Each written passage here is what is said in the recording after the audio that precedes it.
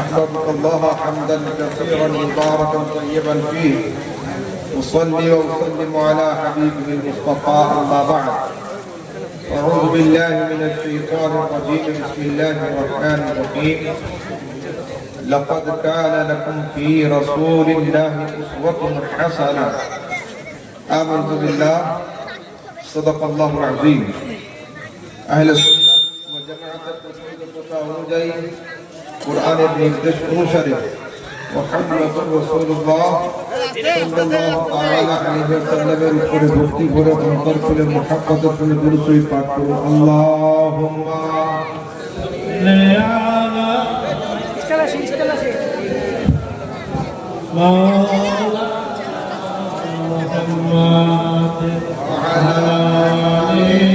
সামনে অযথা ভিড় করবে না, একা করে আসবে দিয়ে দেবে, চেষ্টা করবে। মুহাম্মদ মুহাম্মদ সাল্লাল্লাহু মুহাম্মদ হরদম জবাত নিকালো মুহাম্মদ হরদম জবাত সফিয়ানা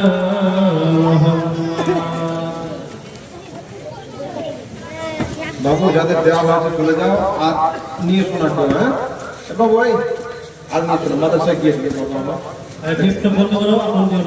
রেখে দাও ভাই।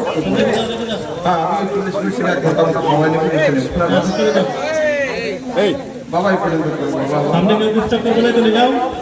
হ্যাঁ বাবা ওরা তোমাদের বন্ধু, একটু পরে ওদেরকেও ছেড়ে দেবো, ওরা এখানে থাকুক 1 ঘন্টা তারপরে ইনশাআল্লাহ। ঠিক হ্যাঁ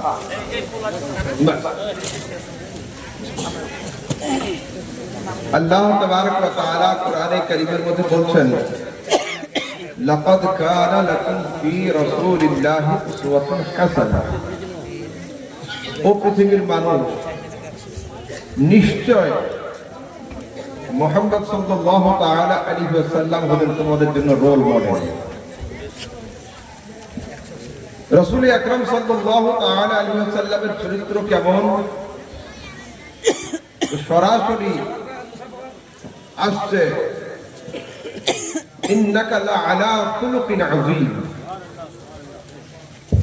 এক হলো আলা, আলা মানে উপরে, ইলা মানে পর্যন্ত, মিন মানে থেকে, আর ফি মানে হলো মধ্যে। তো ইন্নাকা মাহবুব তুমি, লাআলা খুলুকিন আযীম উত্তম চরিত্রের উপরে তুমি রয়েছে।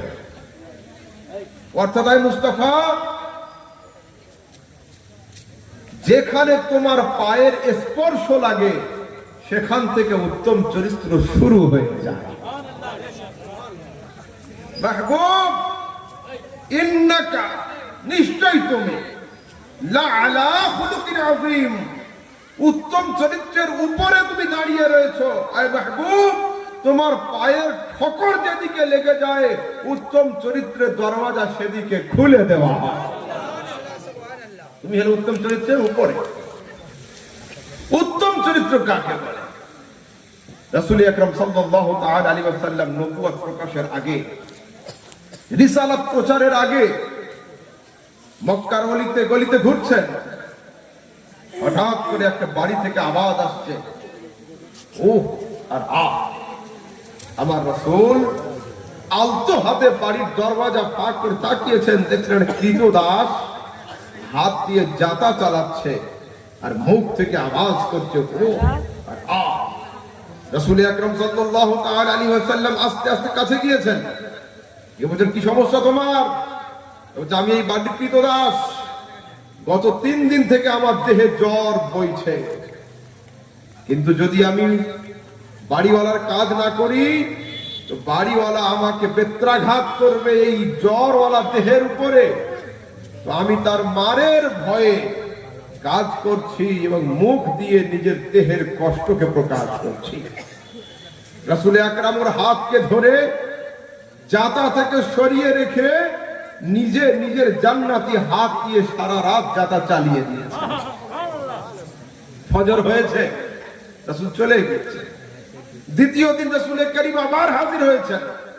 সেকেন্ড দিনে আবার সারা রাত যাতা চালিয়েছেন। যখন চলে যাচ্ছেন, মানুষটা আটকেছে। আপনি কে বলুন, আমি জানতে চাই। এই আরব সভ্যতার মধ্যে, এই অসভ্য লোকেদের মধ্যে এত সভ্য মানুষ আপনি কে? এই নির্দয়দের মধ্যে এত দয়াবান মানুষ আপনি কে? রাসূল বলছেন, আজকের আমাকে ছাড়ো, আগামী কাল আমি আসবো, সারা রাত তোমার যাতা চালিয়ে দেব। চলে যাওয়ার সময় অবশ্যই আমি আমার রিয়ালিটি কোয়ালিটি জানিয়েই যাব। তৃতীয় দিন রাসূল এসেছেন, সারা রাত যাতা চালিয়ে দিয়েছেন। যখন চলে যাচ্ছেন, পিছন থেকে লোকটা আঁকড়ে ধরেছে। আপনি কালকে ওয়াদা করেছিলেন, আপনি জানাবেন আপনার সম্পর্কে, আপনি কে বলুন। রাসূল বলছেন, জুব্বা থেকে হাতটা সরাও, আমি হলাম মুহাম্মদ ইবনে আব্দুল্লাহ, এই যুগের নবী মুহাম্মদুর রাসূলুল্লাহ। এই লোকটা রাসূলের জুব্বা ছেড়ে দিয়ে নিজের দুটো হাতকে দিয়ে বলছেন, আপনি আপনার ধর্মে আমাকে নিয়ে নিন। নিয়েছেন। আমার রাসূল যখন চলে যাচ্ছেন, ও বলছে, শোনেন, আমি এখন বাড়িওয়ালার দাসত্বে আছি, বাড়িওয়ালার চাকর হিসাবে আছি। যদি বাড়িওয়ালার পারমিশন ছাড়া আমি চলে যাই আপনার সঙ্গে, তো বাড়িওয়ালাকে ধোঁকা দেওয়া হবে। তো আমি আজ আপনার সঙ্গে যেতে পারছি না, কিন্তু আমি শুনে রাখুন, বাড়িওয়ালার কাছে নিজের দেহটা রেখে দিলাম, আর আপনার হাতে আমার দিলটাকে বন্ধক দিয়ে দিলাম। আজ থেকে আমার দিলের মানুষ হচ্ছেন আপনি, আমার মনের মানুষ হচ্ছেন আপনি। এই লোকটা কে ছিল?